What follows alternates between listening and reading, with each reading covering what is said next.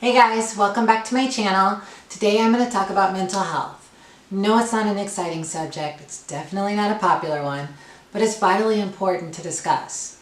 The month of May is Mental Health Awareness Month. It's a perfect time to start this discussion, bring up a few key points to talk about mental health and how to navigate. We're taught as a society to bottle up our emotions, sweep them under the rug, don't discuss them. Nobody wants to deal with your baggage, they have their own. We're taught men don't cry, girls are too emotional, and it's all bullshit. Because the more that we hold on to issues and problems and depression and anxiety and let these things beat us up, the worse things get. Which brings me to my first point. Poor mental health equals poor physical health, and vice versa.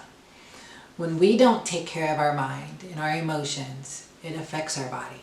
When I've been depressed, I get migraines. I want to stay in bed all day, don't want to talk to anybody, lose my appetite, I get nauseous.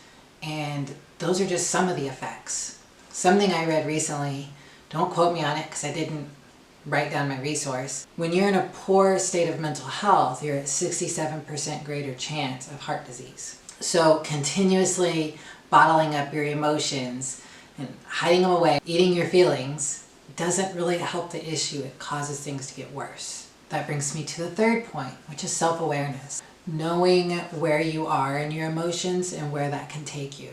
So knowing that it can affect your physical health and that it can be hereditary, how's the best way to handle it? For me, because it affects your physical health, when I feel down, it's so important for me to get outside and go on a walk, to go do something active, some kind of exercise, or to be around other people.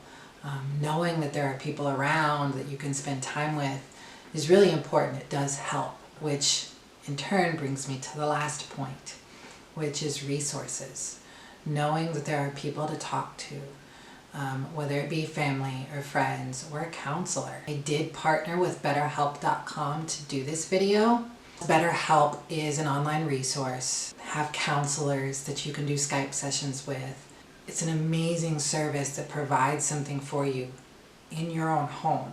Therapist's office can be expensive. Sometimes people are afraid to go. There's stigma around it, again, because we're told you don't talk about your feelings, but they're there. And it's a great resource, and it's cheap compared to a therapist's office. So I highly recommend it. I also love it because I would love to be able to answer all of your questions and to be able to respond and be there for each and every one of you that reach out. I often get questions asking me, how do I begin my transition? How do I tell my family?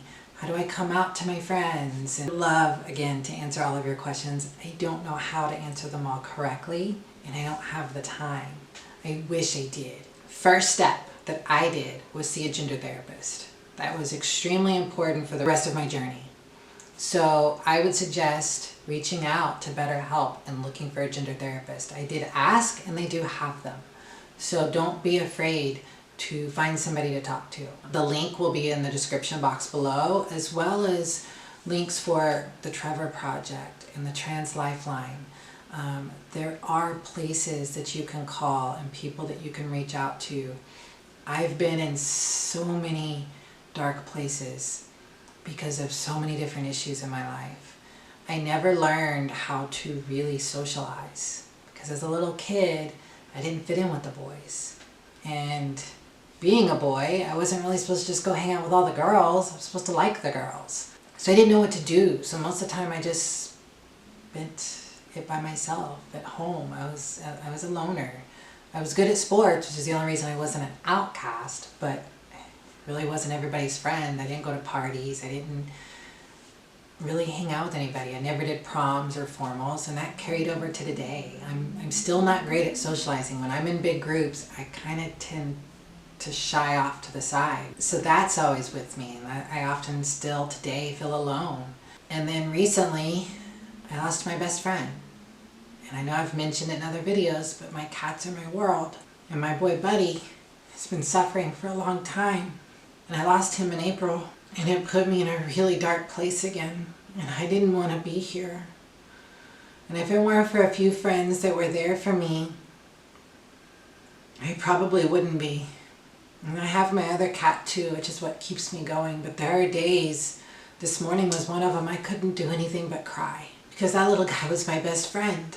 He was there for me when I came home. He cuddled with me at night. He made me feel like I had value. And sometimes when you feel alone in the world, you don't feel like you have value. So I get it. I've been there. But I think it's important that everybody understands you're not alone in this. And that's why I'm doing this video. I want you to know you're not alone. And that there are processes and steps for each person it's different. But knowing a few things can help lead you to a better life, a better time and situation. Even though I feel alone at times, I know that I'm really not. I've gained friends and family that would miss me if I wasn't here. It would devastate my parents. And my little girl, she needs me as well. So I want you to understand and know that as well. You're not alone. Please don't ever think that you're alone. So just a quick recap. First point, poor mental health equals poor physical health. So understand that you have to take care of your mind and your body. Number 2 is knowing your family history. Knowing that it can be hereditary, so understanding how different people in your family have navigated through mental health issues and how to do that yourself. And number 3 is self-awareness. So knowing and understanding what you're going through and how to talk about those issues with other people and not let the situation take control of you and bury you into a dark place. And number 4 is resources. Please, please, please know that they're there, that you have people you can reach out to and talk to. You're not alone in this. You'll never be alone in this. No matter how alone you feel, trust me, you're not. I know it's not an exciting subject, like I said. It's an important issue. And I really, really, really want you guys to understand how much I care about each of you. And I want you to find these videos and I want you to watch them and I want you to learn something and grow from them. I love you guys so much.